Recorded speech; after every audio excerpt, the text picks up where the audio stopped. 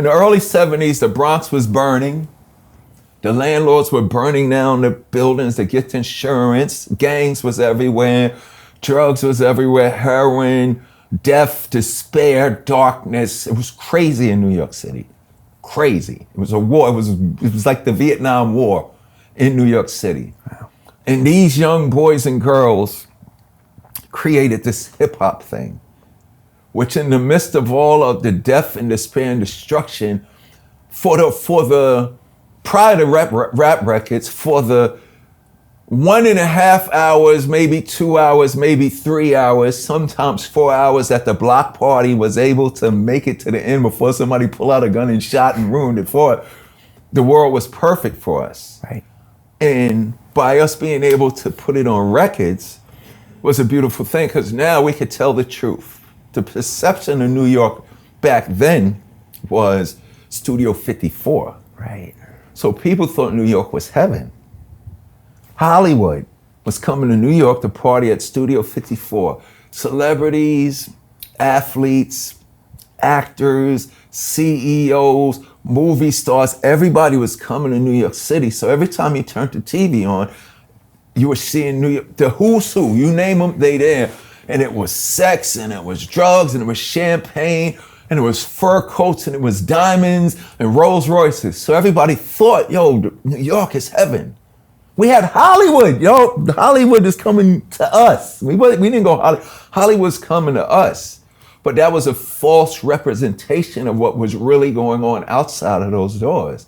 So it took some young people, wasn't politicians, it wasn't clergy, it wasn't religious folks, wasn't even journalists. Some young brothers and sisters from the Bronx told the truth and presented the message. So once that message got on record, oh wow, this works. So all the records were message records.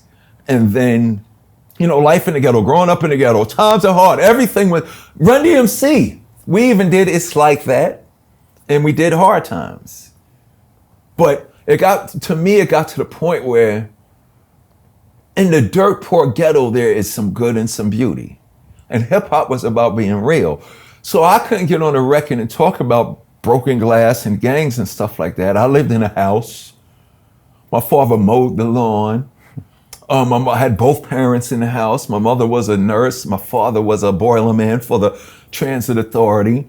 And my father had an Buick Electra 225, which was the poor man's Cadillac back in the day. And we had a fence around our house. And every school that I went to, my mother and father paid for me to go to school. I went to Catholic school my whole life.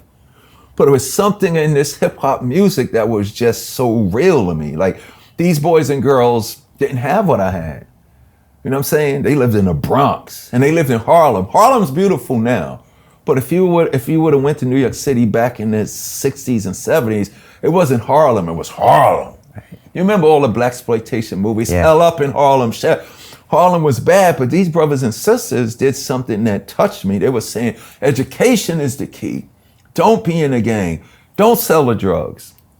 So when these records when we was allowed to bring hip hop to the recording studio, their only story was the broken glass everywhere.